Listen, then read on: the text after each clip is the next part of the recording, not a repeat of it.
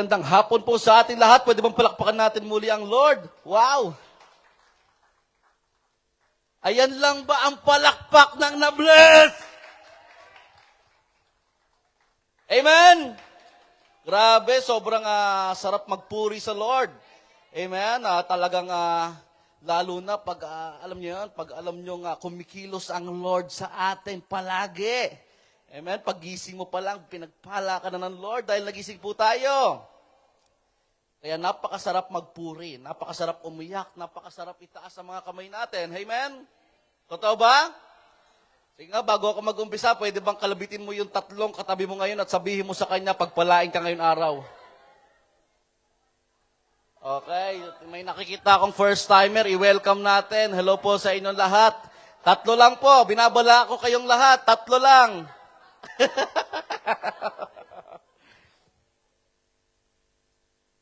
Amen? Kamusta kayong lahat mga kapatid? Yan. Sa Shiburi ako makatungtong dito. Bear with me mga kapatid sa ating magandang topic. And I believe mga kapatid, kung ikaw ay naririto ngayon, ibig sabihin may gagawin ang Lord sa buhay mo. Pwede bang sabihin mo sa katabi mo, may gagawin si Lord? Sige, kalabitin mo. Di lang kita kinamusta kanina, may gagawin sa'yo ang Lord. Okay? So, sino nakaalala ng last preaching ni Pastor? Ay, nakalimutan agad! Go for more, faithful. Wow, grabe naman. Tanda-tanda pa, praise God. So ngayon mga kapatid, ang ganda ng sinabi ni Pastor doon, sa mundo kung saan marami ng inconsistent, God is looking for the faithful one. Amen? Sino dito yung naging tapat na siya after niya mapakinggan yon? Yung tapat na siya mag-devotion? Di ba? Naalala ko, marami sinabi si Pastor, yung tapat ka sa community mo, tapat ka sa sinasabi ng Lord sa'yo, amen, kung saan area. Ngayon mga kapatid, actually, yung topic natin ngayon, connected po. So, masaya ba kayo na i-connected natin yon? Parang hindi Pero bago dyan, mag-pray muna tayo. Yes, Father God, marami po salamat, Panginoon. Lord, sa hapon na ito, sa tanghali na ito, Panginoon, kayo po ang mangunahan, Lord. And Panginoon, I believe na kung sino ang nilagay mo dito, Panginoon, ay meron kang gustong gawin sa buhay nila, kaya mo ito sinasabi. Lord, mag-reveal ka sa amin, kumilos ka sa amin, Panginoon. I speak transformation, Panginoon, sa mga taong naririto ngayon, Lord, na mas lalo kami mag-grow, mas lalo ka namin makilala, mas lalo ka namin maranasan, Panginoon, sa hapon na ito at sa gabing ito, Panginoon. Lord, kayo po ang mangunahan. In Jesus' name I pray. Everybody say, Amen!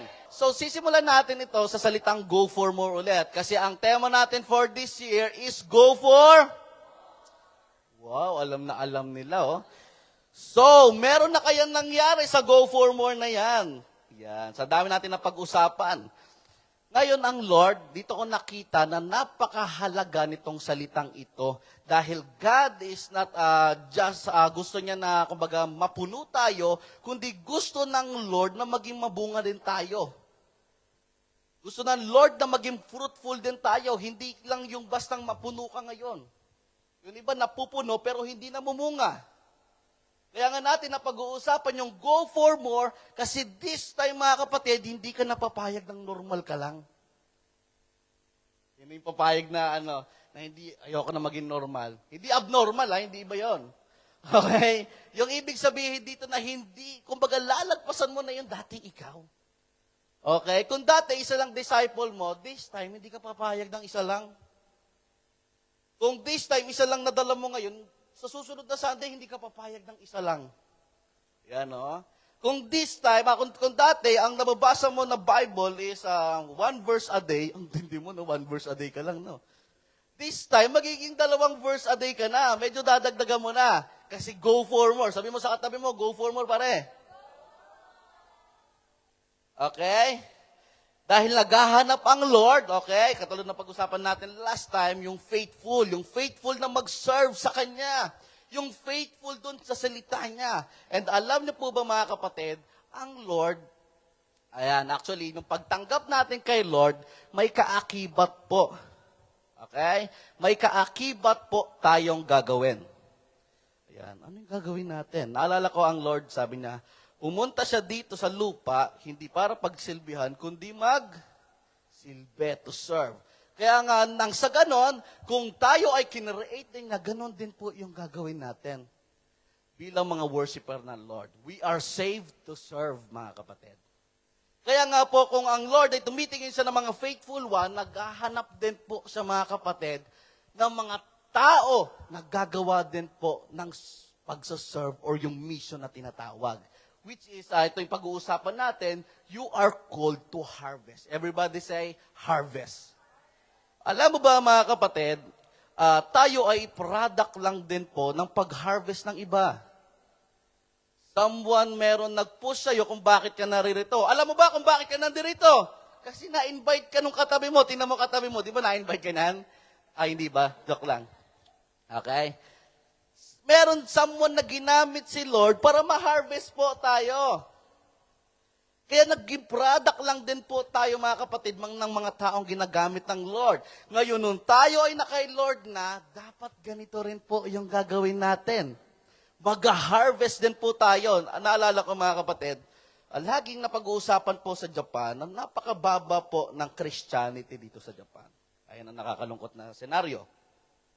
Meron na daw, I think, 2% ng Christian. Dati, 1% lang. Medyo nadagdagan na kasi nadagdagan na tayo dito eh.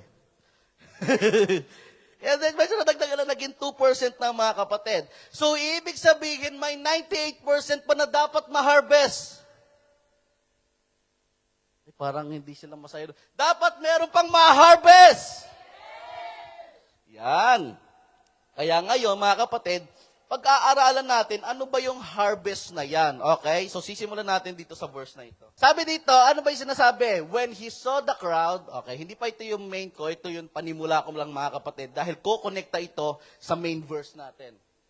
When he saw the crowds, okay, he had compassion on them. Sa nangyayari na ito mga kapatid, si Lord, nakikita niya yung mga tao na sobrang harass daw and helpless. Kasi si Jesus, ito yung mga time na nag-heal siya ng may sakit, nagpo-perform siya ng mga miracle, kung saan-saan siya pumupunta. And then ito, nakita ni Jesus na ang daming tao na hindi siya kilala. Ayan, ang daming tao na walang may alam kung sino si Lord or hindi pa nararanasan ang pagmamahal ng Lord. Kaya dito niya nakita, they were harassed and helpless. Like sheep without a shepherd. Then he said to his disciple, ngayon sinabi niya sa mga disciples niya, the harvest is plentiful, but the workers are few. Maraming i-harvest eh. Maraming mga hindi pa nakakarinig ng salita ng Lord. Pero kukonti lang kasi ang nagse-share. Kukonti lang po kasi ang mga gumagawa mismo ng mission ng Lord. Kaya yung katabi mo niya, kung na-invite ka na, magpasalamat ka. Kasi ginamit niya ng Lord sa buhay mo. Konti na lang yung taong ganyan. And sabi dito, ask the Lord of the harvest, therefore, to send out workers into His harvest field. Alam niyo po ba mga kapatid, ang Light Church po, ito ang heart. Okay? To reach out the lost souls po mga kapatid, kasi ito po ang heartbeat ng Lord. Kaya nga po si Pastor, ang vision niya sa Light Church is yung magkaroon ng maraming churches dito sa nation na ito. Mahirap magtayo ng building, edi kung magtayo-tayo na lang tayo na maliliit, edi marami din makakilala. Amen?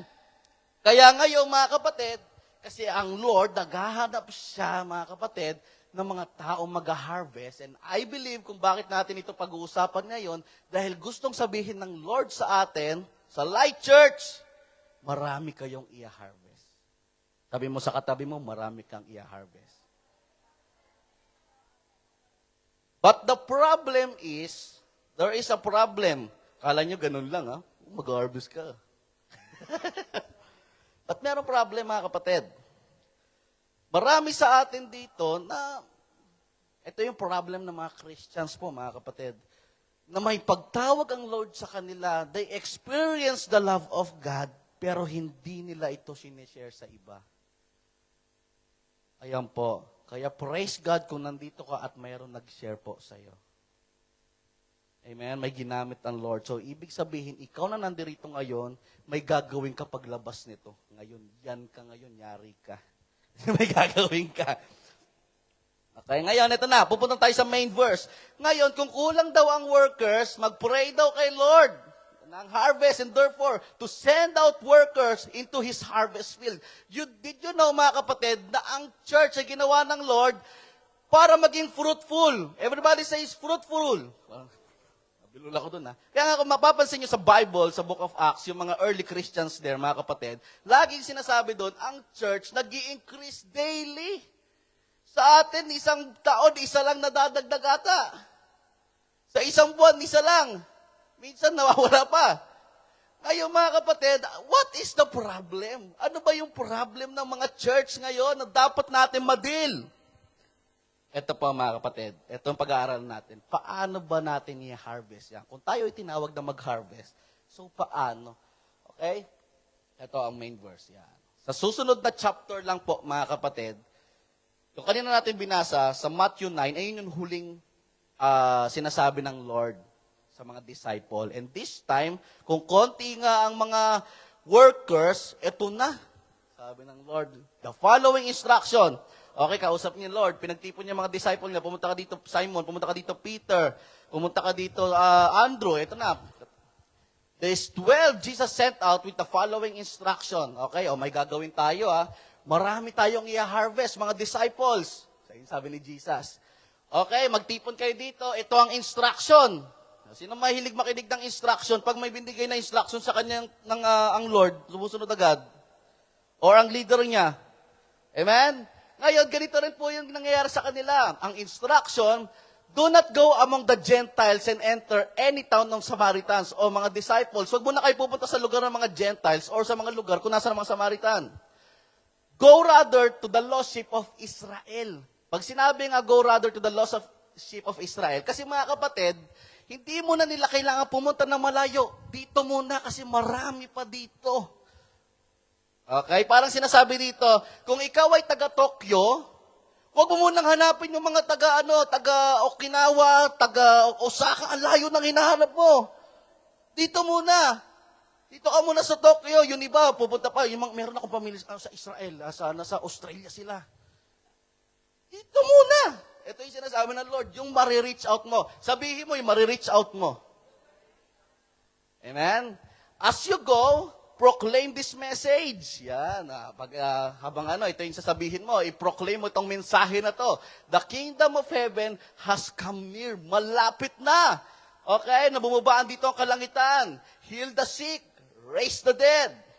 Cleanse those who have leprosy. Drive out demons.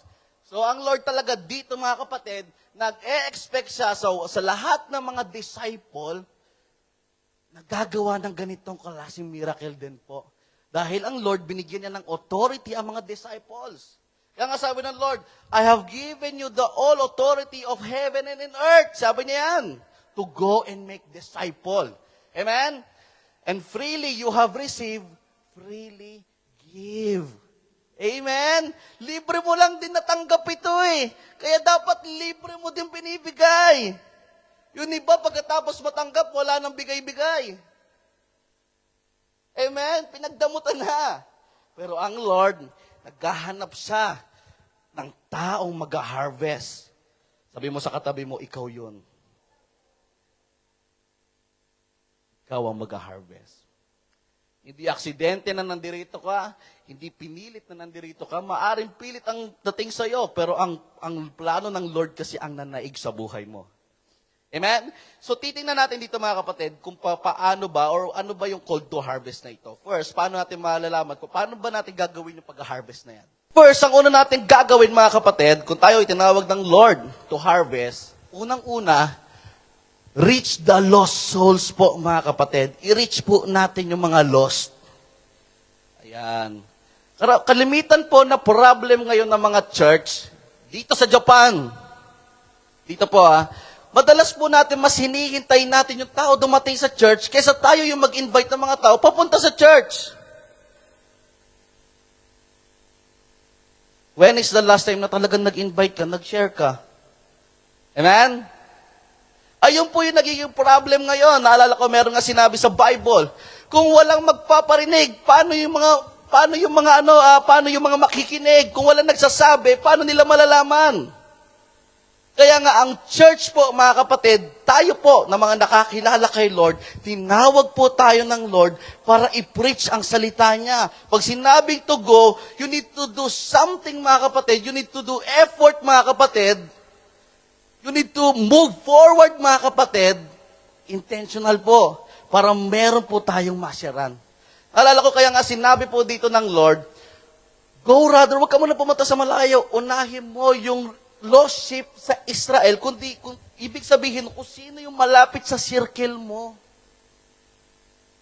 Lahat po ba ng mga nasa circle natin, nasyaran na po ba natin? That's the question. Alala ko, first of all dyan, mga kapatid, ang una mong i-reach out, yung family mo. Amen? Amen? Sino dito nasyaran niya na yung anak niya? Yung nanay niya? Amen? Magulang niya, tatay niya? Yung kaklase niya. Alam niyo mga kapatid, ito laging challenge sa atin ng Lord. Yung dalhin mo kung sino yung nasa loob ng circle mo, i-share mo sa kanila, ipakita mo kung ano ba ang buhay na may Lord, kung ano ba klaseng buhay ang may Lord. Ayan. Reach the lost po, mga kapatid. Tinawag tayong ng Lord para gawin po, mga kapatid, yung heartbeat niya, which is yun, to seek and save the lost. Ang Lord, yung po ang mission niya, kaya siya pumunta dito sa lupa. Ang problem lang po sa atin, mga kapatid, tayong mga nakakilala na hindi ganito ang heart natin. Nawawala po yun ang heart natin to share the gospel. Nawawala po yun ang heart natin na ipakalat ito. Minsan masaya na lang tayo pumupunta dito at mapuno lang at ma-feel lang natin si Lord. Nandito ako kasi nabibilis ako ngayon. Nandito ako kasi para pagpalain. Para makarinig ng salita ng Lord, tsaka medyo mabawasan yung kasalanan ko. Kasi pag mas maraming upo, mas maraming kasalanan na babawas. Pero yung gano'n ang hindi po gano'n, mga kapatid. Tinawag tayo ng Lord para mamunga po. Amen? Sabi mo sa katabi mo, huwag kang uupo lang. Ayan. Kaya mamaya talagang magtatayuan ito. Marami pong i-harvest, mga kapatid, sa labas lang po natin. Sa labas ng bahay, marami po. Ang kailangan lang po, mga kapatid, is yung mayroon mag-reach out sa kanila. Amen? Yung iba, hindi, naalala ko yung topic ni Pastora Essie, yung iba, kaya hindi mo na-reach out kasi low-key ka. Ano daw, yung low profile ka lang, agent exporter ka lang. No, hindi mo sinasabi na Christian ka. Kaya nangyayari, wala ka na-reach out. Pero kapag ikaw, alam mo, ginawa ng Lord sa'yo, kung paano kanya minahal, hindi mo kayang itago. Hindi mo kayang hindi ipagmalaki. Amen? Naalala ko ito, mga kapatid. Itong story na ito, kung titingnan nyo po itong Matthew 5-8, ayan lang po yung sinabi ng Lord na instruction, pero nanilagay ko dyan, pero napakadami pong sinabi ng Lord dyan. Okay, na utos sa kanila. Okay, ang sabi dito, mga kapatid, as they go, ito ang utos sa kanila ng Lord. Nakakatuwa itong mga disciple na to or mga early Christians, sobrang devoted talaga nila sa paggawa ng mission ng Lord. And I pray, mga kapatid, lahat po tayo talagang maisa puso ito. No? Sabi dito, as they go, ito yung ginagawa nila. Tingnan nyo na lang sa Bible nyo, hindi ko na nilagay lahat dahil mahaba hanggang verse 42, pero sinamarize ko na lang. Ayan, kitang-kita, di ba? As they go, this is what Jesus said to them. Okay? Travel without relying on material. May kita natin sa verse 9-10. Can you open up your Bible, mga kapatid? May kita nyo yun dyan. No, na huwag kayo magdala ng kahit anong klaseng mga gamit. Actually, that's the challenge of the Lord. Sa kanila po, mga kapatid. Ang pangalawa, intentionally find and stay with receptive people. Itong receptive people na ito, kasi sinasabi ng Lord, hanapin nyo yung mga tao na kailangan nyong maasyaran or intentionally nyong gawin na maghanap ng mga sesyaran po, mga kapatid. Speak peace and blessing. Makikita natin sa 12 and 13. Na sinabi sa kanila ng Lord, ito yung mga sabihin mo. Leave them the message. Leave when the message is rejected. Ang Lord, alam niya rin po, mga kapatid, sa mga taong nag-go, may maaaring ma-reject din po. Sino dito nakaranas na nireject siya? Amen? Ang Lord, alam niya din na ma-reject din yon. Kaya nakalagay na po lahat dito, mga kapatid. yung mga sinasabi ng Lord or para tayo maging aware. Yun iba kasi hindi natin binabasa or kinakausap si Lord. Kaya pag nag-go tayo at na-reject ka, na-offend ka, parang ayaw ko na mag-share ulit. Amen? Kaya ngayon, ito sinasabi ng Lord, ito yung utos niya, ang dami nga nito eh. Instruction ito ng Lord, ito daw yung sundin nila. Be wise and remain pure. Ayan. Be prepared to face opposition and endure. Trust the Holy Spirit when speaking. Do not be afraid of people. Publicly acknowledge Jesus. Yan talagang inaano nila yan, ginagawa nila yan. Put Jesus above every relationship. Take up your cross and follow Him. Ayan na, di ba? Yung dapat i-deny daw natin yung sarili natin. Let go of your life to find true life. Actually, nandyan yan lahat. Hindi ko na nilagay dahil masyadong marami. Pero nakita ko mga kapatid, yung picture nyo na lang. Nakita ko itong mga disciple na ito, kahit na napakadaming instruction sa kanilang Lord, hindi sila nagdalawang isip. Okay? Maaring maraming sa natatakot tayo, maraming instruction na naman si Lord. Ang hirap na naman nito. Pero alam niyo mga kapatid, ang mga disciple ng Lord dito, kahit madaming sinasabi ng Lord, o ganito gawin mo, huwag ka magdala ng ganito, huwag ka magdala ng ganyan. Dahil mas nakita nila mga kapatid kung ano ang kayang gawin ng Lord sa buhay nila. Kaya nila kayang gawin yung mga bagay na yan.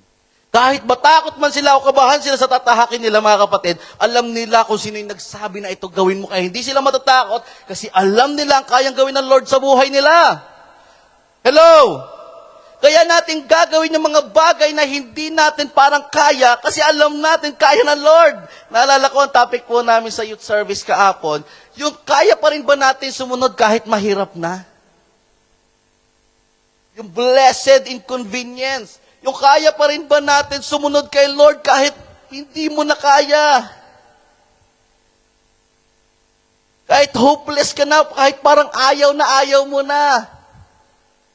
Amen? Marami tayong ganyan na sitwasyon sa buhay natin. Yung sumusunod kasi tayo sa madalas, kasi po kaya pa natin. Kaya natin maglakad, kaya natin, alam mo yon, kumala, or may pera pa kasi tayo, paano pag wala ka ng pera? Amen? Paano pag ka na, medyo wala ka sa mood? O paano pag medyo nagkaroon kayo ng argument sa loob ng bahay? Amen? Kaya mo pa rin ba still na gawin yung pinapagawa ng Lord? Still, yung commitment mo ba hindi magbabago? Mga kapatid, ang only thing po mga kapatid, na secret nitong mga disciples na ito, bakit nila nagawa yung mga bagay na yung mga kapatid? Kasi kilala nila kung sino ang Lord nila. Mas malaki ang tingin nila sa Lord nila kahit sa kung ano man ang problema na tahakin nila, everyone. Kaya nga yung pagiging tapat, magagawa mo lang yung mga kapatid pag alam mong at kilala mo si Lord na mas kaya niyang gawin ang lahat kaysa mga nakikita mong negative. Amen? Kaya hindi ka matatakot pag sinabi ng Lord, maghayo ka. Mag-disciple ka. Hindi ko kaya mag-disciple, Lord. Introvert nga ako eh. Oo, hindi mo kaya mga kapatid, pero magagawa mo yon kung kilala mo ang Lord mo. Magagawa mo yung pag malaki ang tingin mo kay Lord, pag marami kang alam pagdating kay Lord, pag marami kang naranasan po mga kapatid. Kaya nga ang Lord, napag-usapan namin kahapon, konting share ko lang kasi meron pa akong doon, dami ko pang natatandaan doon, na ang Lord, mas kumikilos siya sa mga panahon na parang hindi na po natin kaya. Amen? Kasi pag kaya mo, tinan mo, hindi natin nararanasan ng Lord. Pag wala kang problema, parang hirap mag-worship kay Lord eh. Pero pag may problema ka, luluhod ka, iiyak ka, labas yung yung luha mo, yung uhog mo, lahat labas eh. Amen? Pag may problema lang yun. Pero pag masaya ka, hindi parang nakangiti ka lang, mag-praise and worship. Galing mo, no? Parang wala kang, hindi mo kasi masaya ka lang. Amen? Humahawak ka pa ng beat nun. Pero ngayon, mga kapatid, di ba? Alam na alam nun lahat, paghawak na ang beat. Pero mga kapatid, pag sa mga panahon na hindi mo na kaya, di ba mas lalo tayong lumalapit kay Lord? Kaya nga po mga kapatid, dapat sa panahon na hindi natin mukhang kaya, dapat mas lalo natin ipakita kung sino ang Lord sa buhay natin. Mas lalo tayong manatiling tapat. at ginagawa pa rin yung mga sinasabi niya sa buhay natin. Kaya naalala ko ang church, bakit ba nahihirapan ang church na mag-share? Bakit nahihirapan ng church na mag-disciple? What is the problem? Pag sinabi mag-disciple ka, parang lahat hirap na hirap pag sinabi pinag-disciple. Alam niyo po noon mga kapatid, pag sinabi mag-disciple, pag sinabi mag-cast out ka ng demon, gagawin agad lahat nila. The problem is mga kapatid, mahilig tayo magduda sa kakayanan ng Lord. Yan tao na yan, kaibigan ko yan, hindi makakilala kay Lord kasi bata pa lang kami, pangit ako galing yun. Ako. Yung mukha, kita pa lang sa mukha eh. Di ba doon ka pa lang, yung mukha pa lang, nagduda ka na. Ay, itong katrabaho ko na to, grabe. Sa pool nakilala ko to, chismosa na to, mahirap makakilala to. Namuti na ang buhok, chismosa pa. Ganun tayo eh. Nagdududa ka sa kakayanan ng Lord. Meron nga akong nakita mga kapatid, dating adik eh. Pero nakakilala kay Lord. Kasi mga kapatid, hindi dapat tayo nagdududa sa kakayanan ng Lord. Kaya tingnan mo yung katabi mo, huwag kang magdududa dyan. Kayang mag-disciple niyan kasi tinawag ng Lord yan. Oh, nakanaks. Sabi mo nga sa katabi mo, mag-disciple ka na. Okay. Okay. Masyado tayo nagdududa, di ba totoo? O for example, ganito, pag masyado ka nang busy sa buhay, mahirap mag-commit. Kasi wala na akong time. Ha? Nagdududa ka na naman. Inakita mo agad yung hirap bago yung kilos ng Lord. Alam niyo po ba, pag gano'n ang nakikita mo, nagdududa ka na agad. Amen? Yung iba, mas nakikita nila yung hirap. Pag nag-commit ako, kailangan ko magyasumi ng ganito, kailangan ko na naman ganito, kailangan ko mag-disciple. Doon mo agad nakita eh. Kung tingnan mo ang kilos ng Lord sa panahon na mukhang hindi mo kaya, naniwala ka pa rin, nag-take ka ng risk, di naranasan mo sana ang miracle. At naggamit ka pa ng Lord. Doon sa taong pinapagamit niya sa iyo, mga kapatid, sa taong pinadidisciple niya sa iyo. The problem is, mga kapatid, natatakot tayo. Takot tayong mag-adjust, takot tayong mag-take ng risk. Alam niyo mga kapatid, ang mga disciple, mga risk taker yan. Sabi mo sa katabi mo, risk taker. Ayun, di ba? Naalala ko po mga kapatid, nung nag-commit ako kay Lord, risk lang din. Kaya ko kayong mag-instrument, kasi hindi ako marunong mag-instrument noon eh. Basta ang heart ko po is, gusto ko lang mag-serve kay Lord. So, nag-take ako ng risk, pasok ko ng music team. Doon lang lahat nag-start. O ngayon na kay Lord na ako, medyo marunong na ako, isang taon bago ako natuto, talagang mahirap mga kapatid. Risk taker lang talaga, laban lang. Sumunod, sabi sa akin ng Lord, mag-commit ka na, mag-disciple ka na ito. Huh? Bukol ako, Lord eh. Di nga ako nakapag-aral, di ako tapos ng high school. Ngayon, kailangan magturo ako at mag-aaral ako. Mahirap ata yun, Lord. Pero dahil sinabi ng Lord, nag-risk lang din ako. Amen? Ngayon mga kapatid, dati hindi ako marunong mag-aaral. Kahit pa paano natututo na ako mag-aaral. At hanggang nag-aaral pa rin ako. Amen? Palakpan natin ng Lord dyan. Sa biyaya ng Lord lang mga kapatid. Kasi ang problem mga kapatid, marami sa atin ayaw mag-take ng risk. Naalala ko, may isa kaming kabataan doon. Ang layo niya, taga Sakura pa. Baka marinig yung pangalan, di ko nasasabihin. Nag-commit lang yan. Ilang weeks ago na? Isipin nyo, kabataan ito, nag-i-school pa nung nagpumupunta dito ng church. Ngayon, nagkatrabaho na siya mga kapatid, nag-commit siya. Sa Young Pro, actually, isa sa mga dancer ng Crusader, palakpan natin, Crusaders of crew. Kung nakita nyo sa Facebook, yung mga sayaw, yung sumasayaw ng giling-giling, sila yon. Ngayon mga kapatid, dito ko nakita ang layo ng batang yun, pero kung kakaya pumunta dito, risk taker yun ah. Amen? Ilang oras biyahe mo? Alos 2 oras po, kuya. Nakangiti ka pa. Kami nga dito, taga-Koy, walang na-late pa kami. Aray ko. Kaya mga kapatid, risk taker. Sabihin mo nga, risk taker. Ang problem ang mga church ngayon, di na risk taker. Ayoko ma-reject, ayoko mag-disciple baka hindi ako worthy dito, hindi ako dito, medyo ako eh. Ganito ako, hindi pa ako bagay dito. Takot ka mag-take ng risk. Ang Lord, mga kapatid, mas kumikilos yan sa mga panahon na hindi mo kaya, katulad kanina ko pa sinasabi. Pag nag-take ka ng risk, mga kapatid, ayun yung moment na papasok ka sa alam mo, walang kasiguraduhan. Nalito na ako. Papasok ka sa lugar na walang kasiguraduhan. Amen? Nung sinabi ng Lord na mag-disciple ka, magdi-disciple ako? So, paano? Di ba, di mo naman alam kung paano mo umpisahan eh. Pero ikaw ba naniniwala ka na gagamitin ka ng Lord? Naniniwala ka ba? Ibig sabihin, gagamitin ka niya mga kapatid. May plano siya sa'yo. Amen? Naniniwala ka pa ba na madadala mo ang pamilya mo? Mga kapatid, mag-take ka ng risk. Sharean mo ulit. Share mo ng sharean. Ipakita mo kung ano ang isang disciple talaga. Iparanas mo sa kanila kung ano din ang naranasan mo. I-share mo sa kanila. And I believe, mga kapatid, na makikita nila si Lord sa buhay mo. Amen? Ang mga disciple noon, mga kapatid, kitang-kita sa buhay nila. Amen? Sabi nga nila, kahit mamatay sila, si Paul, kahit mamatay, to die is gain. Kahit nabugbog na siya sa pag-share ng word, pero still, ginagawa niya pa rin yun. Dahil alam niya, mga kapatid, kahit wala siyang kasiguro doon sa buhay niya, sigurado siya sa Lord niya. Sigurado siya na kaya siyang protektahan ng Lord. Siguradong meron siyang patutunguhan after all. Mabugbog man ako, pugutan man ako, sabi ni Paul, still, magsiserve ako kay Lord. Amen? Kaya napakahalaga po, mga kapatid, na tayo po mga disciple ay talagang maging tapat sa pagsiserve po natin kay Lord. Dahil ang church, mga kapatid, tinatawag ng Lord lalo na sa mga panahon ngayon. Lalo na dito sa nation na ito. Alam niyo ako na ang heart ko, mga kapatid, sa kabataan, sa youth. Ako po kasi ang youth pastor for youth leader. Kailangan ng mga kabataan, mga kapatid, na mas makilala nila si Lord. Amen? Kaya nga po yung mga anak ng mga mamsi dito, i-push nyo na, punta sila sa church.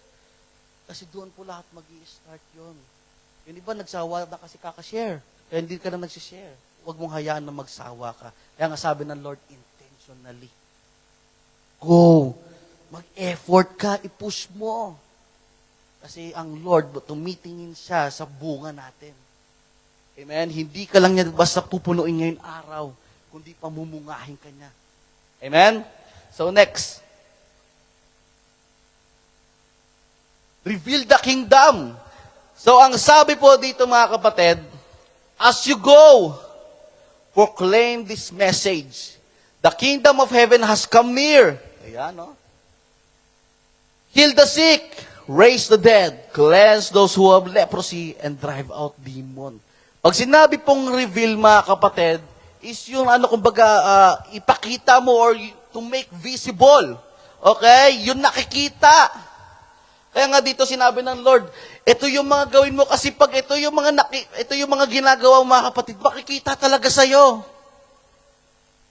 Amen, na may Lord ka.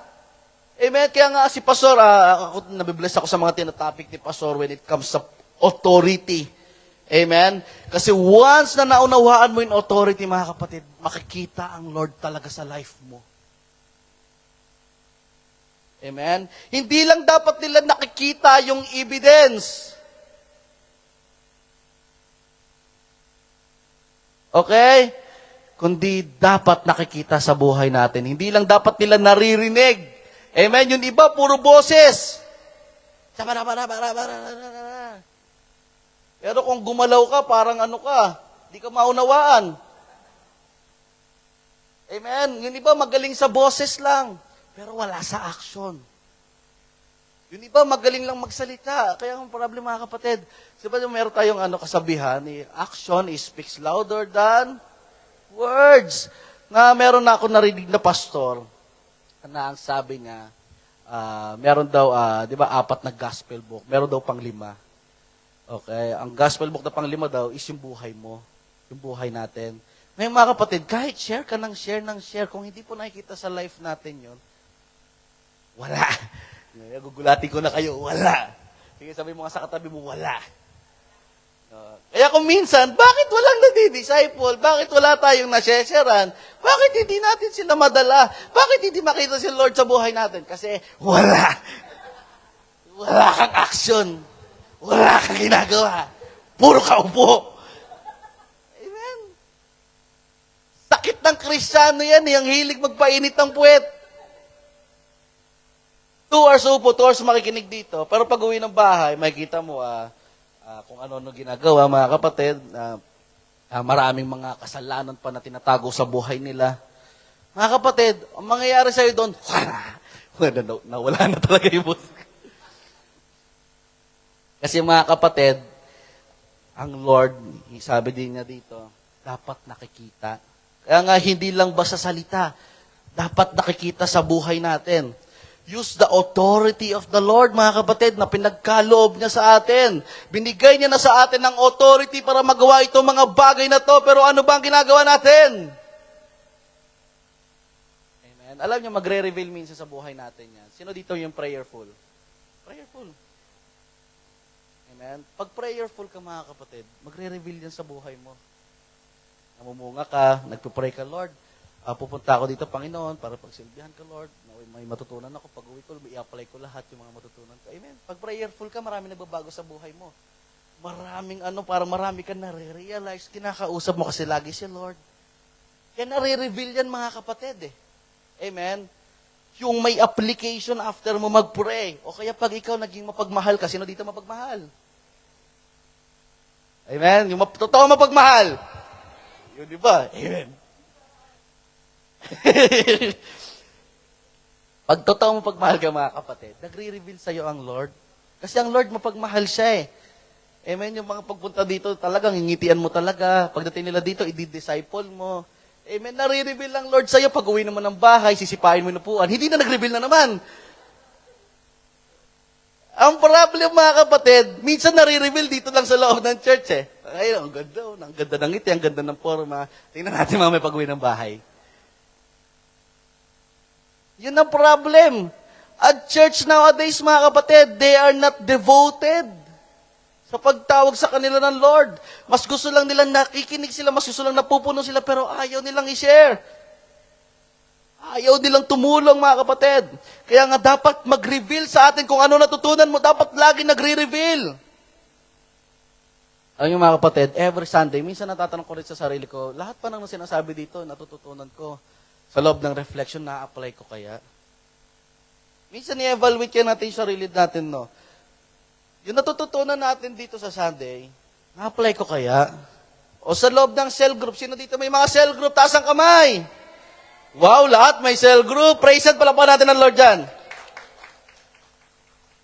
Okay, sa loob ng cell group kaya, no, nakikinig kaya ako sa leader ko? Ay, yung mga kapatid, ang Lord, gumagamit talaga siya ng tao, whether you like it or not.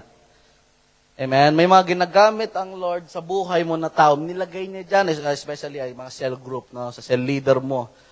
Yung mga bagay na kailangan natin dagdagan. O kaya, pag sasabihan ka na leader mo, mag-devotion ka. Ayan, no?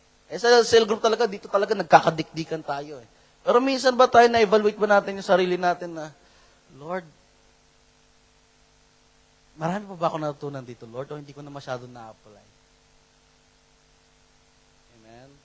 I-evaluate natin, mga kapatid.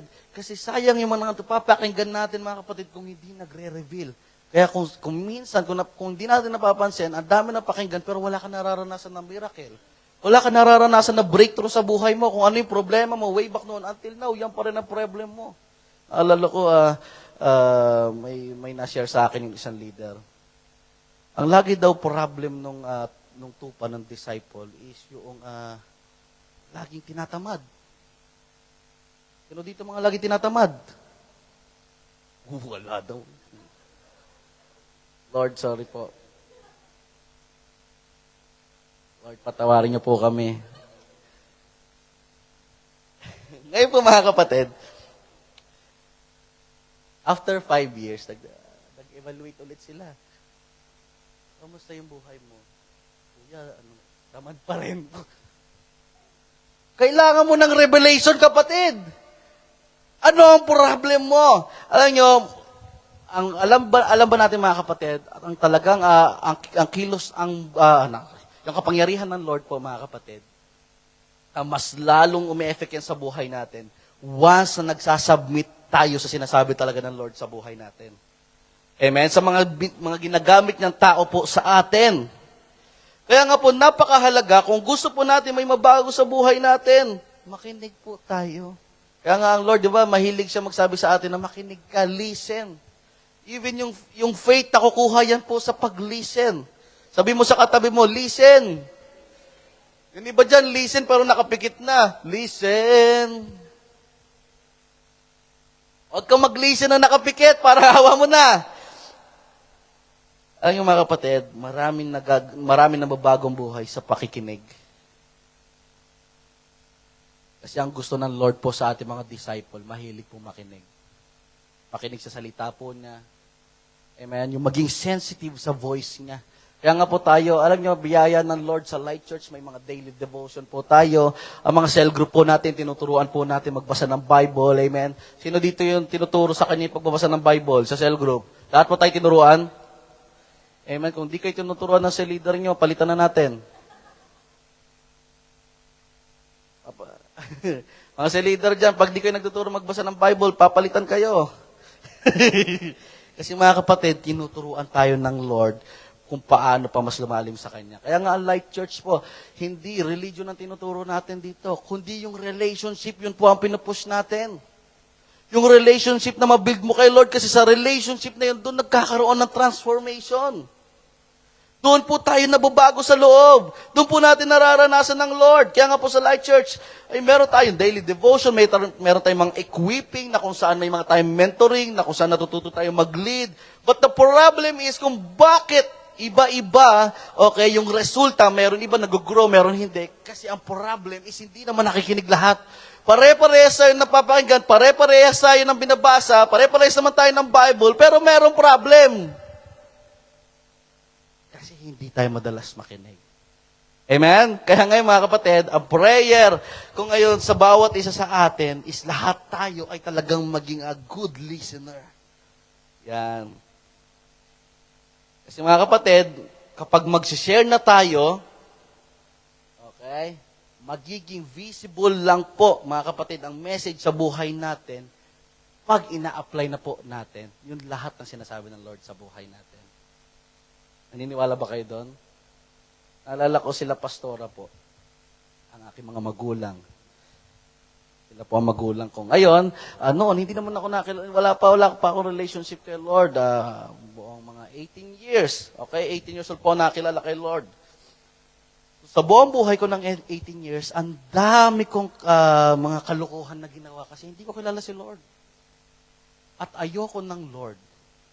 Ayan, pag sabi ayoko ng Lord, ako yung tao nagsasabi ng, basta respeto ko na lang yan sa inyo, ma. Ganun pa ako yung pa ako respeto ko na lang yan, kain nyo na yan. Meron akong sariling dito, world. Youngsta na ako dito. Yung mga youth, no? Yung youngsta na po, yung mga taong kalye yan. Yung mga hindi nakakalam. So, na time na wala pa ako, hindi pa nakakala. Sila, mami, alam kong prayerful sila. Kaya nga sinasabi ko lagi sa inyo, lahat tayo product lang ng mga taong nag-harvest din po. Nung pagkita ko, lagi ako, nandito na ako sa Japan, mga kapatid. Sa Pilipinas po kasi ako hanggang 18 years old. Pagpunta ko dito sa Japan, nakikita ko sa buhay ng magulang ko na grabe yung ginagawa nila. Parang nag-aaral sila. Talagang may sense yung ginagawa nila, sabi ko. Ako nabuhay ako na parang walang sense. Parang ganun. Yun yung kasi that time, batang kalye lang, wala akong patutunguhan. Yun ang buhay ko noon Kaya nga hindi ako nakagraduate ng high school Ngayon, nung nangyayari, nung lagi ko sila nakakita, parang out of respect, sumasama ako dahan-dahan sa kanila sa Sunday. Sige, punta tayo. Dati hindi pa dito, sa Koiwa pa kami. So pupunta ako doon, makikinig ako. Yabang ko pa noon kasi pupunta ako doon, nakahabang damit, tapos nakaganon lang ako. Nagkakantahan sila, nakatingin lang ako sa singer. Na-awkward yung singer sa akin Kasi maliit lang lugar namin doon, tapos nandyan lang ako. We worship you. Mahihirapan siya Awkward siya sa akin Kasi nakaganon ako. Sige. Yun ang ko noon Ngayon, yun ang naging problem. Pero mga kapatid, habang nakikita ko sa buhay ng mga magulang ko, kung paano sila nagsiserve kay Lord, and hindi lang sila basta nagsiserve, pinapakita din nila sa loob ng bahay. Alam niyo, hindi nila ako pinilit pumunta. Hindi nila ako pinilit. Kaya walang pressure ako that time. Kaya praise God sa buhay ng mga ginagamit ng Lord sa buhay natin. Palakpakan natin ng Lord sa buhay ng mga pastor natin. Napakabuti nilang ama at ina po sa atin. No? Ngayon po mga kapatid, hindi nila ako pinilit. Walang pressure. Lahat po kung ano po yung pinagdesisyonan ko, kung ano yung nag-commit ako, sa akin po yung mga kapatid. Ayan, gumagawa kami ng bubble sa likod. Ngayon po mga kapatid, dahil nakita ko sa kanila, nag-reveal sa kanila ang kilos ng Lord. Nag-commit ako that time kay Lord na sumasama every Sunday, hindi dahil sa una nararanasan ko siya, kundi nakikita ko itong mga tao na ginagamit ng Lord sa buhay ko na ito na, grabe sila. Hindi nila ako pinipilit, ginagamit sila ng Lord. Tapos yung love nila, hindi nagbabago, parang parent lang talaga. Pag-almusalin ako, yung paglulutuan ako pagkain, kakain ako ng madami, yung pala yung technique nila. Dito ko na lang na-realize, yung pala yung technique nila, ang sasarap ng hinain nito. Tapos, pagkatas mo dyan, punta tayong church, yung pala yun, nadali ako. Pero alam niyo mga kapatid, nag-reveal po kasi sa buhay nila. Nakita sa buhay nila. Kaya napakahalaga mga kapatid, kung gusto mo madala yung pamilya mo, i-reveal mo. Dapat visible ka mga kapatid. Sabihin mo nga sa katabi mo, dapat visible ka. Kung ikaw magulang ka, dapat visible yung kilos ng Lord sa buhay mo sa loob ng bahay. Kung anak ka, dapat visible. Ang problem, bakit ng kabataan hindi madala yung magulang? Bakit yung magulang hindi madala yung anak? Kasi hindi visible eh. Amen? Yung mga anak, kung paano nila sagutin ang magulang nila, kung paano nila hindi sundin, walang galang. Yung mga magulang, gyakon eh. Kung paano nila, doon ka nagsasahel group ako, lumayo ka doon. Uy, grabe, hindi mo man lang nagkukwento lang sana ng grade sa'yo, di ba? Yun lang pala. Di ba? Minsan may mga nakakalungkot eh. Kaya yung lalo na mga, nandirito ng mga bata, yun ang problem nila lagi, family. Kasi wala daw time. Wala daw ganito. Pero mga kapatid, this time, ang gusto mangyari sa atin ng Lord, yung ma-reveal sa life mo. Kung ikaw magulang ka, mag-commit ka sa mission ng Lord. Amen? Mahalin mo yung mga taong ginagamit ng Lord. Kasi yan yung mga taong tutulong sa iyo para ma-reveal at maging visible yung presence ng Lord sa life mo. Kung ikaw magulang ka, alam niyo ang prayer ko sa lahat ng magulang dito, lalo na sa mga kabataan na magkakaroon ng pamilya na, ayan, sa mga co-pastors ko dyan, na maipakita natin sa mga magiging anak pa lang natin, ngayon pa lang mag-commit ka na. Kasi yung mga anak natin, titingnan ka nila, nag-commit ba si, daddy? Nag-commit ba si mami? Amen? Pagtsotohan pa ka lang, edi okay lang din pala. Alam niyo, yun ang nagiging problem po. Walang kayang mag-stand na magulang. Walang kayang mag-stand na anak. Kaya hindi po nare-reveal, mga kapatid, ang presence ng Lord kasi hindi nag-i-stand. Walang devoted. Yung iba, mapagsabihan mo lang, galit na sila sa'yo. Sino dito yung mahilig magtampo pag napagsabihan? Sobra ka na. Tahimik na lahat. Nga, matampuin ako, yaparita.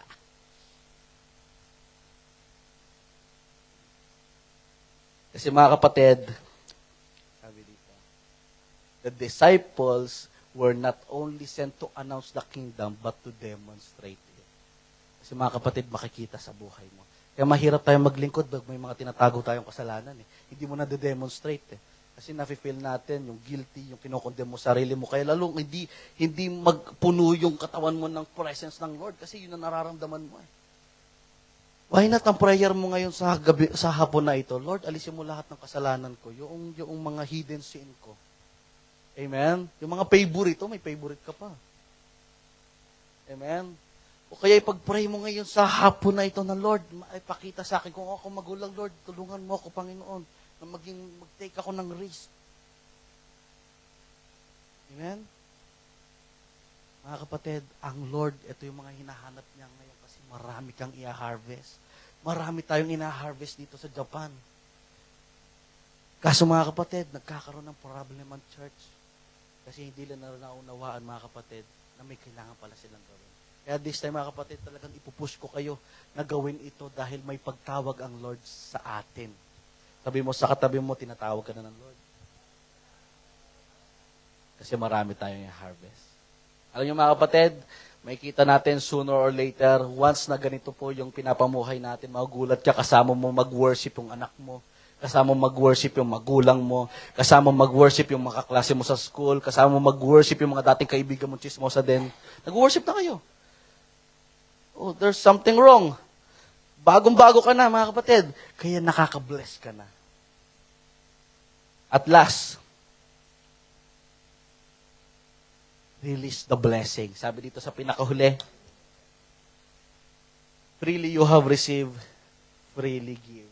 Alam niyo, nung nabasa ko itong last part na to, sobrang nasaktan ako. Alam niyo, nung binabasa ko to, halos mangiyak-ngiyak ako kasi nag-preach na ako kahapon. It talks about, blessing and convenience. Yung kaya mo pa rin bang sumunod kahit nahihirapan ka na. That's my topic. Pero alam niyo mga kapatid, after kong basahin yon, after ko magawa yung topic ko na yon, ito yung binigay ng Lord na word sa akin para sa araw na to, grabe yun, talagang mangiyak-ngiyak ako. Alam mo, sabi sa akin ng Lord, alam mo, Nathan, kung bakit kailangan mo pa rin gawin to, kung bakit kailangan mo sabihan sila, ito ang sinabi niya sa akin, kasi binigay ko lang ito ng libre sa'yo. Kaya dapat ibigay mo lang din ng libre.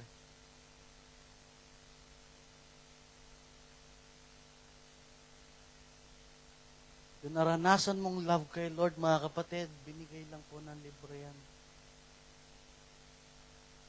Alala ko nung buhay ko noon, mga kapatid, bago makilala kay Lord, i-share ko ulit. Marami po akong ginawang kalokohan nung bata pa lang ako. Sa murang edad, age of 11 or 12, natuto ako magsigarilyo, uminom na alak. Lahat ng vices, pinasok ko lahat dyan. Kasi yun yung kapusukan ko noon. And marami ako mga pinasukan na grupo na nag-cause sa akin sa mga hindi magagandang senaryo ng buhay ko.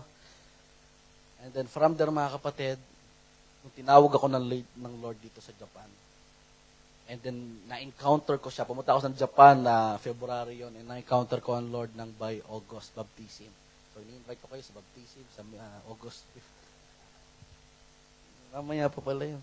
Tapos, ang nangyari po sa akin, mga kapatid, yung baptism po, pinarealize sa akin ng Lord, oo, Nathan, sabi niya sa akin, pinili mo yung daan na yan, pero kahit kailan hindi kita iniwan sa daan mo na yan. Alala ko, daming beses mo muntik na mapahamak noon. Pero nilayo ako ng Lord. Ang akala ko noon, ang yabang-yabang ko, akala ko ako yun. Sabi ko, nakatakas ako sa kanila, muntik na ako dun. Akala ko ako lang eh. Pero nagulat ako, pinarealize sa akin ng Lord, ako kasi kasama mo dun, Nathan. Kaya ngayon mga kapatid, nung sinabi sa akin ng Lord, yung panahon na ako ay parang hopeless na, yung panahon na sobrang worst ko, doon niya ako minahal. Naramdaman ko yung mga kapatid, para ang hirap na bumalik sa buhay na meron ako. Naalala ko mga kapatid, that time na pinaranas sa akin ng Lord, yung parang ang hirap na bumalik sa dating buhay ko. Parang ang hirap na bumalik sa dating mabisong ako. Instantly kasi mga kapatid, noong time na na-experience ko ang Lord, instantly tinanggal ng Lord sa akin yung uhaw ko sa vices. So, nawala na sa akin yung bisyo ko sa paninigarilyo after that day. Pag-inom ko ng alak o yung mga iba ko pang kinahiligan noon.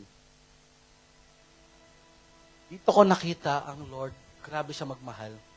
Kasi sino ba naman ako na isang addict lang? Sino ba naman ako na isang batang suwail? Sino ba naman ako na parang walang kwenta lang? Batang buhay lang ako na masaya, gusto ko lang masaya. Yun yung mga motto namin noon eh. Basta masaya ka, gawin mo gusto mo. Then sa ganong klaseng tao, minahal niya ako. Sa ganong klaseng attitude ko, mayabang ako eh. Maangas ako, yun yung ano eh.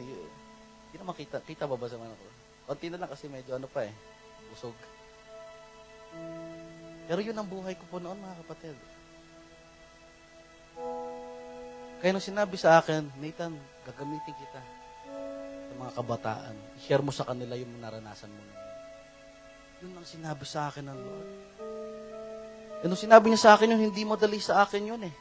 Pero nung nabasa ko to, sa taga ko nang ginagawa yung pag-head ng youth, ay times na parang mahirap.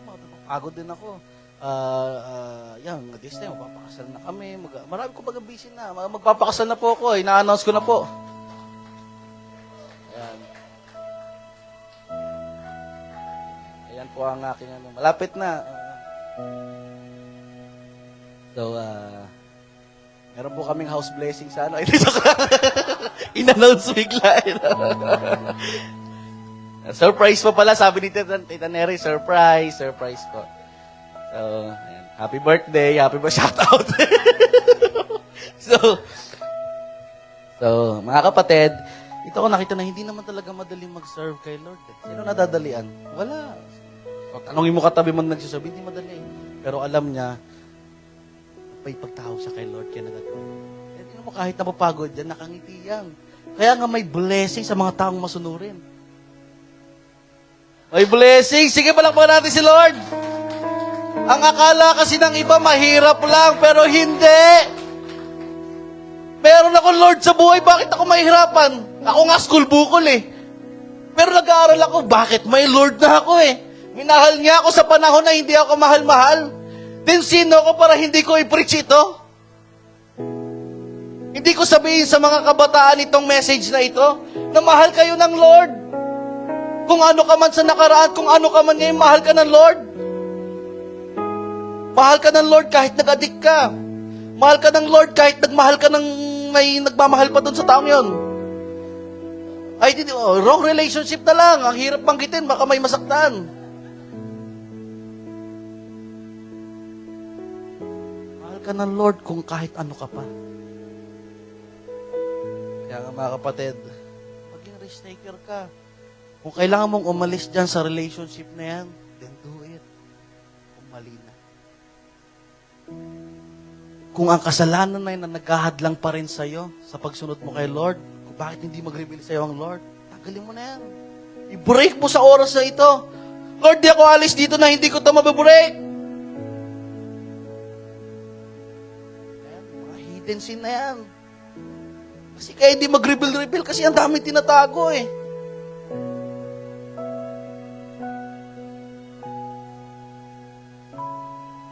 Kaya nga sabi dito, bigay din natin ng libre. Kaya nga ang Lord, ang sinabi niya sa mga unahan, huwag kayong magdadala ng mga sandals niyo, huwag kayong magdadala ng mga material na bagay. Gusto ng Lord, dumepende lang tayo sa Kanya. Kaya nga ayaw ng Lord na nag-worry tayo eh. Even in financial. Kaya nga dito, di ba, freely give. Even yung financial din natin. Ang Lord na nagbigay niyan, bakit hindi ka matututo magbigay? Binigay lang ng Lord yung blessing na yan, yung trabaho na yan sa'yo eh. Then bakit mo pinagdadamot? Sa discipleship na alala ko, yung discipleship making, hello mga leaders, kasama yung financial mo dyan. Nako, kailangan mong ikain yan sa labas. Kailangan mong samahin yung bigyan ng pamasahe para pumunta lang. Amen? Sino yung mga leaders na nakaka-relate sa akin? Amen? Yung mga ibang disciples, binigyan ng pamasahe, tapos nung Sunday, di pumunta. Ano yon? Scam? Joke lang. Mga kapatid, i-release mo yung blessing. Huwag mong itago yung pagiging Kristyano mo, i-reveal mo sa bahay mo, mga kapatid, i-reveal natin. Huwag kang papayag na. Tagal mo na dito. Pero ganun pa rin, walang nagbabago. Huwag kang papayag na nandito ka lang para mapuno. Dapat pumupunta ka dito dahil gusto mong mamunga. Kasi ang sabi ng Lord sa atin, He chose us and appointed us to bear much fruit. Hindi lang sinabi ng Lord, i-bless kita ngayon, pagpapalain kita ngayon. No. Ang Lord, pinili ka, hindi yung ate mo, hindi magulang mo, ikaw na nandirito ngayon. Sabi mo sa katabi mo, ikaw. Kalabitin mo para totoo. Ikaw yun. Kaya ka ikaw yung nandirito ngayon kasi pinili ka ng Lord para mamunga. You are called to harvest, mga kapatid. Tinawag ka ng Lord kasi gagamitin ka niya. Kaya ibigay mo lang ng libre kasi ang Lord, libre lang din niya binigay ito sa iyo. Kaya nga sinabi ng Lord, magpatawad ka. Papatawad ka. Alam mo, yun ang problem minsan. Dito sa Japan, katulad na nabanggit ko kanina, family problem. There is a daming family problem. Lahat ng makausap kong kabataan, alam mo unang nilang problem? Anay nila, tatay nila, mga kapatid nila. Ayun po ay. O sa mga magulang, ano po kayang problem natin? Hindi ko po alam, pero meron tayong minsan problem sa loob ng bahay. Kaya nung sinabi ng Lord, patawarin mo yung magulang mo, mga kabataan yan. Worry mo. Kasi Lord, pinatawad lang din naman tayo eh. Minsan, ang hirap dalhin ng mga magulang natin kasi meron ka pang bitterness. Ang hirap mahalin ng mga magulang. Minsan, may mga ganun pa ako naririnig. Pero mga kapatid, ayun nga, kaya nga sinabi ng Lord, magpatawad ka, mag-reveal sa'yo. Kung ikaw magulang ka at may ganun ka pa rin na parang meron kang barrier sa anak mo, or kung ikaw nakikita mo meron ganun ang anak mo sa'yo, kahit hindi mo alam ang problem niya sa'yo, humingi ka lang din ng tawad.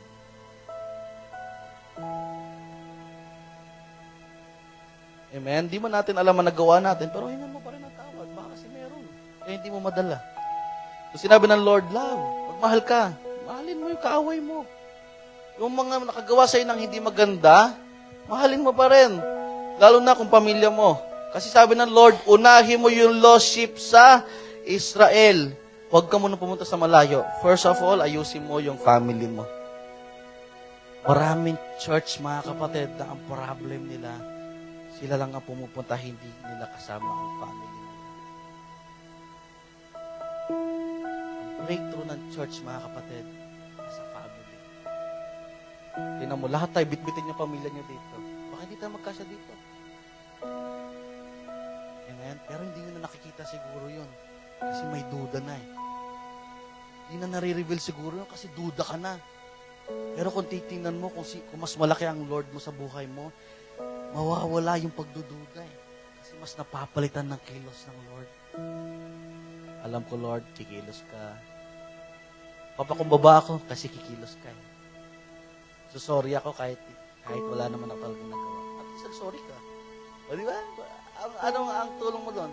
Naka-bless ka pa. Nag-reveal ang Lord sa heart mo kasi humingi ka ng tawad doon eh.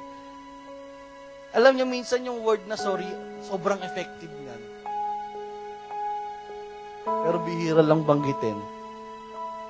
O yung mga magulang, yung pagsabi ng I love you sa anak, malaking tulong kaya yun. Amen? Minsan, hindi na nga natin pinaparamdam, hindi pa natin sinasabi, maawa naman kayo. Yan ang nakita ko, mga kapatid, sa magulang ko. Alala ko, si Mami, kahit, ayan, naiyak na naman ako. Mami, sobrang mapagmahal niyan, kahit ilang beses kong inabuso. Dahil pinag-aaral ako ng pinag-aaral, tapos hindi nila alam, hindi na pala ako nag-aaral. Sarap. No? Lahat ng perang binigay nila, natapon ko sa wala. Ayan, alam niyo mga kapatid, pag na-imagine ko ngayon, sobrang napaka-abusado ko nga. Kasi ginastos ko yung mga pera na yun para lang sa bisyo ko. And kahit ganun ang ginawa ko sa kanila, inamin ko sa kanila, nakita nila na lahat pala ng sumbong sa kanila ng kapitbahay ko. Bago yung love nila. Pagising ko sa umaga, nakangiti sila, magkahainan nila akong pagkain. Alam niyo, that's kind of love, mga kapatid.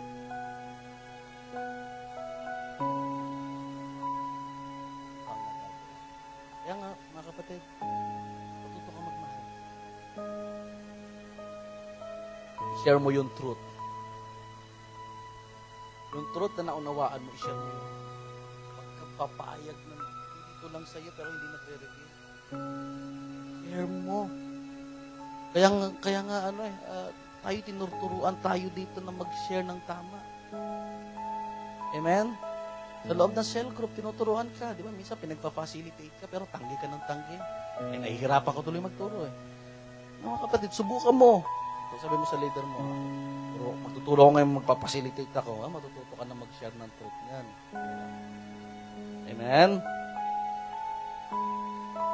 Kaya mga kapatid, libre lang yung truth na yun eh. Share mo na. Application mga kapatid, sa overall natin na pag-usapan. Okay, dito sa para mag-flow mga kapatid, ang blessing tayo, kailangan mong i-release. I-share mo. Paglabas mo dito, pumawi ka sa pamilya mo, pumawi ka sa mga kaibigan mo sa labas. I-share mo sa kanila ang truth. Bumawi ka sa mga klase mong nakasamaan mo ng loob. Bumawi ka sa mga kapamilya mong nakasamaan mo ng loob, mga kapatid. Dalhin mo sila sa church, pakilala niyo si Lord sa buhay nila, pamamagitan ng buhay ninyo. Kasi ang Lord nagre-reveal siya sa buhay mo, sa buhay natin. Kaya nga, di ba, ang Lord, kulang ang i-harvest, o sige, magpapadala ako na mag-harvest. So, it means, mga kapatid, ikaw at ako yun. Yung iba, skeptic eh. Hindi gumagamit ang Lord ng tao. Hayaan mo yan. Gagamitin ka ng Lord.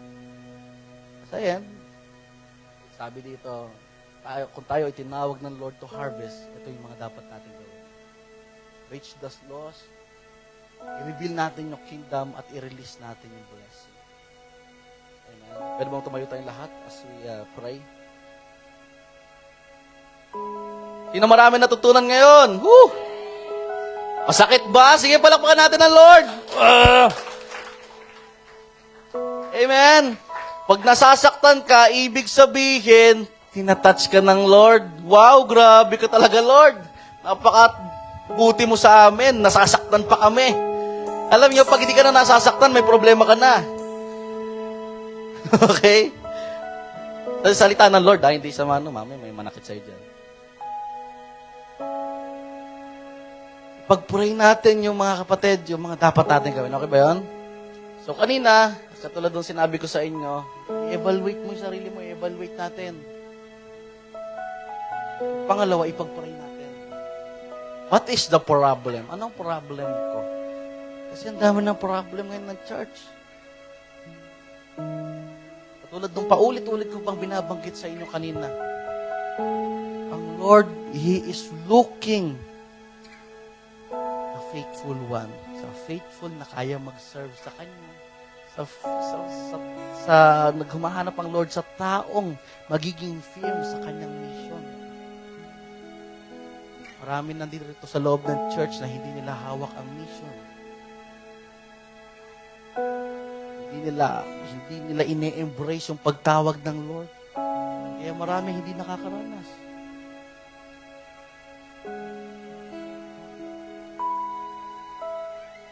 Pero one thing na sure ako mga kapatid, gustong kumilos ng Lord sa life mo.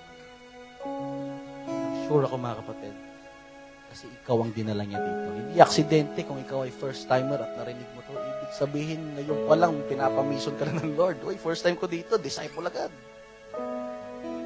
Hindi posible yun. Kasi ganoon kumilos ang Lord in a mysterious way. Kaya nga sabi ng Lord, my thoughts is higher than your thoughts. Hindi natin maarok ang salita ng Lord or pag-iisip ng Lord Kaya hindi tayo pwede magduda sa kakayanan ng Lord, mga kapatid. Pwede bang sabihin mo ngayon sa puso mo, hindi ako pwede magduda sa iyo, Lord. Maniniwala ako. Kung ako ang gagamitin mo, Lord, tulungan mo ako. Alisin mo, Panginoon, yung mga hindrance, Panginoon, sa puso ko sa pagsunod sa inyo. Pwede bang yun ang prayer natin? Amen? Kung nahihirapan ka magpatawad, baka ito na yung time na kailangan mo magpatawad. Kung nahiya ka mag-sorry, baka ito na yung time para mag-sorry ka sa tao kailangan mo pag-sorryhan. Kung kailangan mo magmahal this time, baka ito na yung moment. I-evaluate mo sarili natin. Lord, alisin mo itong lahat na negativity sa puso ko. At Lord, palitan mo ito ng mga bagay na para lang sa inyo.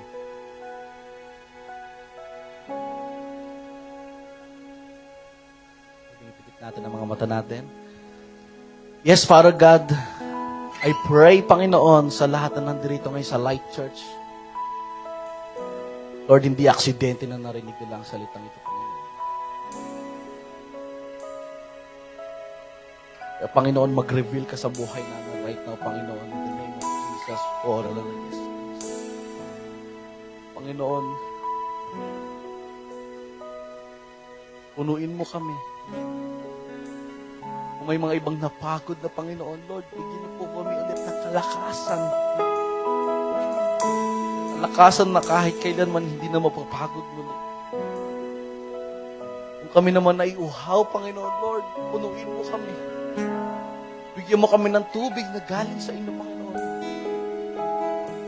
Lord, kung kami naman ay broken, katulad ng sinabi mo sa salita mo, malapit ka sa mga taong broken, Lord. Yakapin mo kami.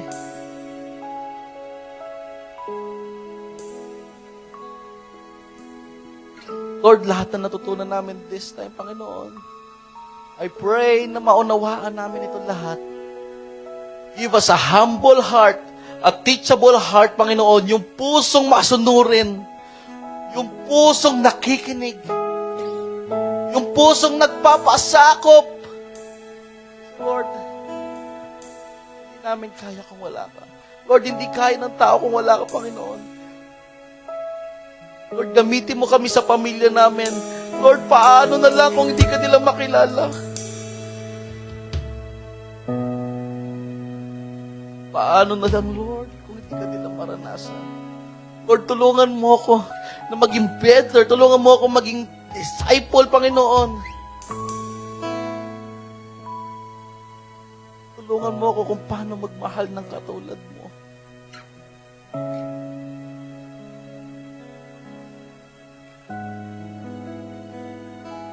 Lord,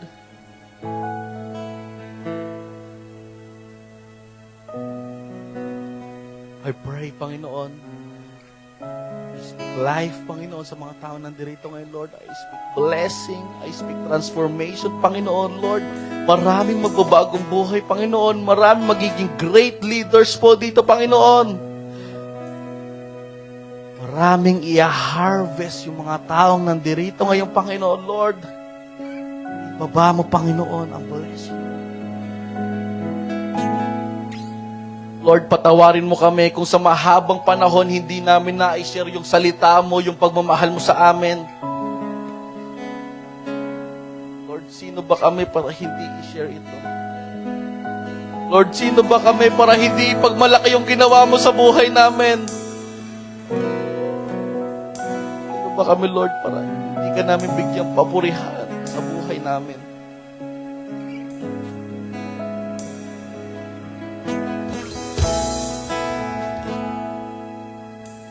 Mga kapatid, hayaan mong kumilos ang Lord sa buhay mo sa mga oras na ito. Hayaan mong pakinggan mo ang Lord. Huwag kang magduda. Yakapin mo. Huwag kang mahiya. Pakiramdaman mo. Ano bang naririnig mo?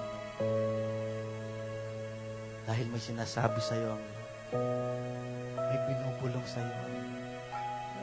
May gusto siyang sabihin sa'yo sa mga oras na ito.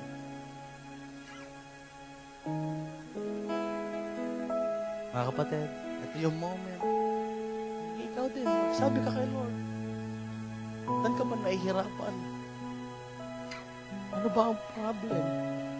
Ang Lord gusto niya na sinasabi mo rin sa Kanya. Kung ano ang problem mo. Kung saan ka ba nahihirapan? And after that, mga kapatid, may gagawin ng miracle ang Lord sa life. Kumikilos na ang Lord. Sabi ni Pastor ng last Sunday, kahit hindi mo nararamdaman, kumikilos siya. Wow! Kahit hindi mo pa nakikita, pero kumikilos na siya. Ganyan ang Lord natin. Mapagmahal. Kaya kung ikaw ay nakaranas ng love na ngayon, I challenge you to embrace this mission. I challenge you to disciple. Sa lahat ng mga matatagal na nandirito, I challenge you to have disciple. At kung ikaw ay may disciple na at least isa, I challenge you to go for more.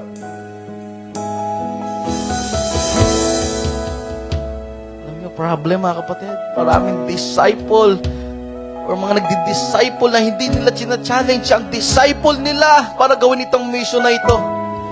Every leader,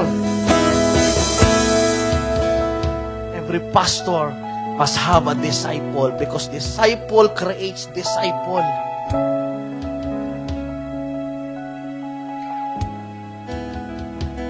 Embrace nito mga kapatid. Yes, Lord, mga kapatid, pasalamatan natin ng Lord. Yes, Father God, marami pong salamat, Panginoon, sa mensahe mo, sa revelation mo sa amin, bagamat medyo may kasakitan, Panginoon. Pero Lord, tunay na ikaw ay tapat at kumikilos sa buhay namin. Lord, maraming salamat, Lord. lahat ng mga maghihindran sa amin para pagsilbihan ka, Panginoon, para makapag-serve sa'yo. In the name of Jesus, mabibreak lahat ng chain na yan, yung mga hidden sin na yan. And Lord, lalabas kami ditong bitbit ang kalayaan, bitbit ang mission na sinasabi mo sa amin. At Lord, maraming salamat dahil lahat ng nandirito ngayon ay mananagumpay na. Dahil meron kaming Diyos na kung saan Ikaw ang tagumpay.